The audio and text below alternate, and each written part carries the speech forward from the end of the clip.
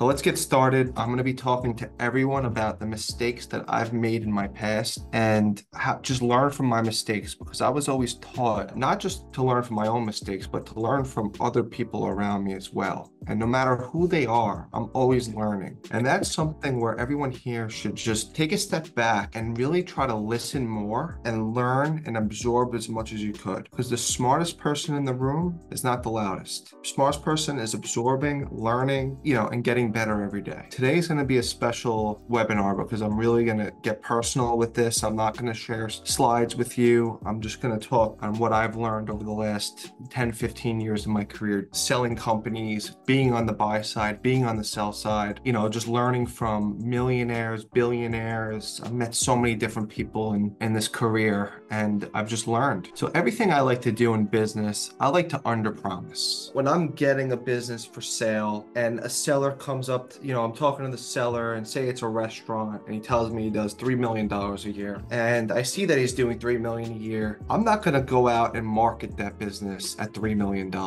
I'm going to tell buyers the business is doing 5%. My rule of thumb is usually 5% lower than what the seller tells me. 5% lower than 3 million is 150,000. So I would say the business is doing 285 a year instead of 3. And the reason why I underpromise is because when a buyer comes into the deal, everything's going to be known. And if they see that the business is doing more than what I told them, they're 95% more likely to buy it because I underpromised and over-delivered. So I want everyone here to just keep that in your mind. When you're in sales, you should always underpromise so you can over-deliver. If you're a seller of a business, I don't know who owns businesses on this webinar, but if you own a business and you're trying to sell it, that's another tactic you can do. Make the numbers a little less than what they are. So when a buyer comes in for due diligence, they're more than happy. So as a broker, as a seller, underpromise, whatever you do, always underpromise a little bit. Everything you do, you have to be transparent in. When I first started, I was always transparent, but I was scared. I was scared to tell the seller, the buyer, oh, that machine's broken. I was just scared because I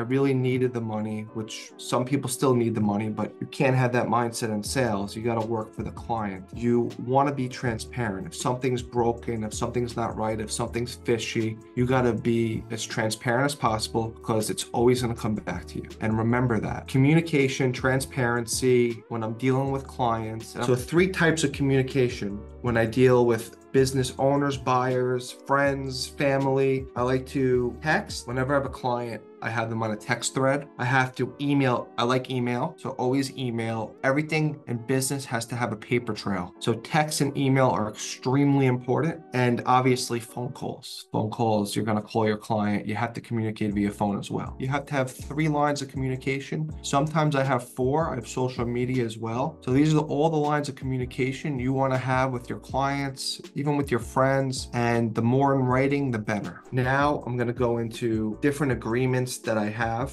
and everything I do I put in writing because no matter who it is, if it's not in writing, people will get over on you. I've been screwed out of deals so many times. I'm just trying to be a nice guy and people still will try to screw you over no matter who they are. So you have to get everything in writing. No matter who it is, get it in writing. Any buyer that comes to a business, I tell them they have to sign an NDA. If they don't sign an NDA with me, they're not getting any information. To me, they're not real, and I cannot waste my time. So all buyers must sign NDAs. Listing agreements. When I get a seller, I make sure, and I shoot only for exclusive listing agreements. I don't want to waste my time with an open agreement unless it's a $500 million deal and I'm confident I can get it. But listing agreements, I always go for exclusives. I always get them in writing, and that's really important. You have to get locked down in writing. Once I have an offer on a deal, I get letter of intents, which is the same thing as an offer, a sales binder. I get those in writing, outlining the steps of the deal, and I always make sure that my name is on the letter of intent. So what I would say is Headstone Business Advisors brought about the sale, and the commission is due to Headstone Business Advisors at closing in a bank check or a certified check only. Sometimes I put wire in there, but you have to protect yourself with the bank check or a certified check. Commission agreements. So once both parties have a deal, I put together an offer, which is a letter of intent. That's what it's called. Once the buyer signs it, I then send it to the seller and I create a commission agreement with the LOI together. I don't send just the LOI by itself. I need the seller to sign a separate commission agreement. That's not the listing agreement. A commission agreement is separate, which is another agreement that just states the seller agrees to pay Headstone Business Advisors $100,000 for this deal. And I have that sent along with the LOI. So everything's sent at the same time because you don't want to send the LOI first. He signs the LOI and he never signs the commission agreement. Send them both at the same time. Get that in writing. Make sure that whatever company you work with is on the contract and everything is in writing because you will get screwed over. There are ways to mitigate that. I have so many different tactics. For an example, I have someone on this call right now. We're doing a deal right this second. We have a 7% agreement. We are selling the property. The tenant has the first right of refusal. So he actually exercised it and he beat our buyer to buy the business. So it's a restaurant. We found the buyer and now the tenant wants to buy the property. He has the first right of refusal. He matched the offer and he took out our buyer. But because we have the exclusive right to sell, we are still entitled to our commission. So what happened is the seller is saying, no, you're not entitled. And we told him, listen, we'll do it for you instead of 7, we'll do it for you at 6%. And then he was saying, no, I can't give it to you. So then I sent him an email and I said, if you don't get back to us by Friday, June 28th at 5 p.m., I had both of my attorneys copied on the email. We will go after and file a motion to dismiss this and get our full 7% plus attorney fees. And immediately he said, no, I'm good with it. I'm good with it. So Nick, real quick, since you're on here, do you have a second to talk just as like a guest celebrity? Hey, what's up? Hey, so thanks for jumping on real quick. I appreciate you coming on. So Nick is a superstar. He just started, what, 3 or 4 months ago? I started, February 1st. February 1st. And he's already closed multiple deals. In regards to the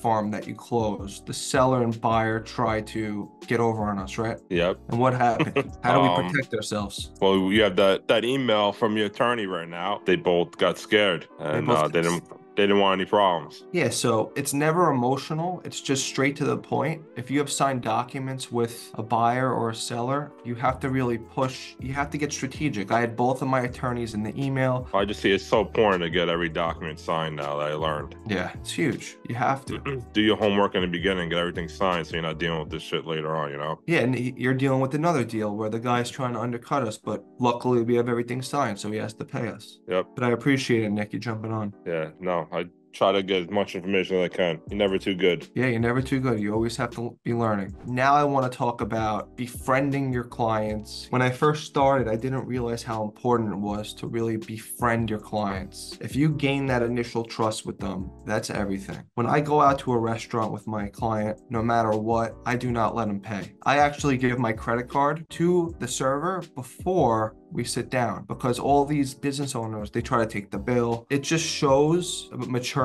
It shows you understand business. And I always tip well as well because when you go back to that restaurant with other clients, that restaurant's going to treat you so well if you tip well. So it's a little bit of an investment and you could write it off 100%. Anybody who's a 1099 should have an LLC and should do everything through an LLC so you can really gain all these write-offs. Okay, this is another amazing tip that I've learned over the years. And this is, everyone write this down and remember this. No matter what holiday it is, always wish everyone happy Thanksgiving, Merry Christmas. Every single client that you have, wish them a happy holiday. No matter, even if you don't like them, but they're good business people, just wish them a happy holiday. You always want to be in front of their faces. I wished everyone a happy Father's Day. And from that, I got someone that I knew years ago. And he's like, Mike, I bought a car wash. I'm actually thinking about selling it just because I wished him a happy Father's Day. So every holiday, send your greetings. When you start making good income, so my business, we sell businesses. This is a little out there, but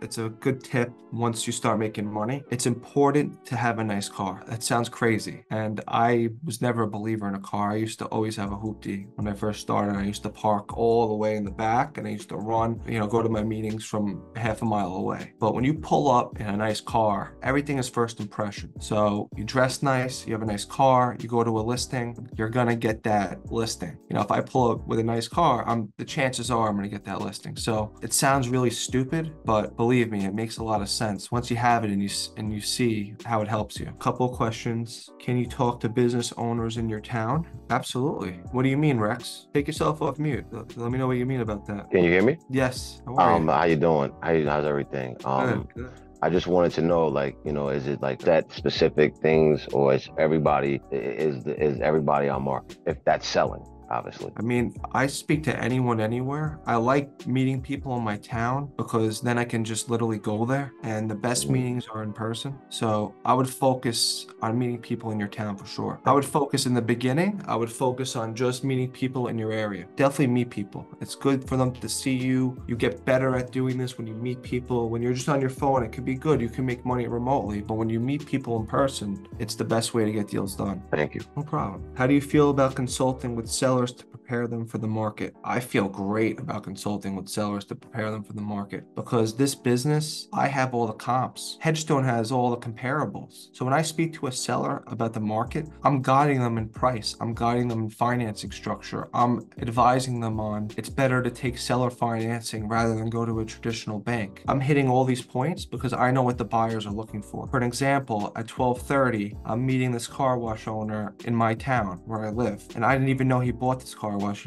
He was a gas station guy. He bought a car wash and he's like, I think I'm ready to sell. So when I go there, I'm going to basically tell him, listen, you want to sell this car wash, you're not getting an SBA loan. You need to finance 75% of the deal, but I will get you a higher multiple than anyone will get you. I'll get you a premium price, but you got to finance this deal and you will get that plus interest. And I feel great about consulting. I have a whole 7-step plan when I consult, and I can send that to everyone on how I get listings and how I get exclusive listings and get trust. If anyone wants to learn how to get listings, just shoot it in the chat. I'll send you a document. Ask me questions. Does everyone know how to get listings here? I'll walk you through step by step. If I'm going outbound, if I'm trying to get listings just without them coming into me, I'm going outbound. So what I'm going to do, I'm going to go on Facebook. I'm going to go on Businesses for Sale by Owner on Facebook. It's a group. Restaurants for Sale by Owner. Car Wash for Sale by Owner. Craigslist. You're going to see all these business owners posting on these for sale by owner sites because they don't know what to do. They've never heard of a business broker before. So you're going to call them up and you're going to tell them, hi, Mr. Business Owner. I see that you posted your restaurant. I work with the company Hedgestone. We sell restaurants all over the country. We have buyers for you right now. I would like to just set up a quick in-person meeting. Are you available to meet tomorrow at blah, blah, blah, or this time? You got to set up 2 times. Give them 2 options so he can't say no. Are you available to meet tomorrow or over the weekend, anytime before hours, or is Monday or Tuesday sound better for you? Let's do Monday night after hours. Perfect. Make it your business to meet them. Dress to impress. Go in there. Don't bring a notebook like this to a restaurant because it's very confidential. Put the notebook in your jacket. When you speak to them, pull them to the side. Make sure they understand that you understand confidentiality. That's huge. You can't go in there and say, oh, how much do you want for your restaurant? God forbid the chef hears, a customer hears, they might walk out. So pull them to the side. Come here, Mr. Seller. Let's talk. Like I explained from the first second on this webinar, I like to listen, okay? I like to ask trigger questions and listen. How long you been in business for? Yeah, I've been here for 20 years. Okay, great. That's a good sign. Oh, I've been here for 6 months. You just say, okay, that's not a good sign though. What do you do in a week over here in the busy times? That's how I would ask them in the restaurant business. What do you do a week over here? I'm doing 30, 40,000 now. In the winter, it goes down to 10, 15,000 a week. All right. So you're doing about 1.5 to 2 million in my head annualized, and then 15 to 20 is a million. So you're doing about 1.5 million a year in sales, right? Or 1.2 million to 1.5 million. I like to spin off numbers to them. So when they tell me weekly numbers, I hit them back with annual numbers. So like, wow, this guy's smart. So if they're like, yeah, I do 15,000 a week, in my head, I know that's 750,000 around there. And that's what I tell them. I say, oh, so you do around 750 a year. Like, yeah. And like that right there gives them confidence that you're a smart guy right away. I get their sales, and then from there I go through all their expenses, and I have a business data sheet I can send everyone as well. So all this information that I'm giving you is free stuff, guys, and take advantage of it. So the business data sheet, you're gonna have to memorize it. You know, I go through what's your rent, you know, what's your real estate taxes, the biggest thing in the restaurant business, payroll, food costs. What's your payroll, what's your food cost? I'm running at 25% food cost. BS. I'm not gonna say that, but does that include alcohol? No, it doesn't. So what's your alcohol and food cost? I'm at 40%. Okay. What's your payroll? I'm at 25%. Okay. What's your insurance? What's your rent? What's your exterminator fees? What's your credit card fees? You know, I go through the whole list. I have my pen on me. I'm doing it confidentially, writing everything down. I calculate what he puts in his pocket, and then I give him an evaluation. And I like to do it on the spot because I like to get shit done on the spot. And if we agree, I have my agreement in my car. So I bring my agreement in, I have them sign it. You got to execute quickly in this business. So that's really the step-by-step process. We can go over that more. I just wanted to answer that question.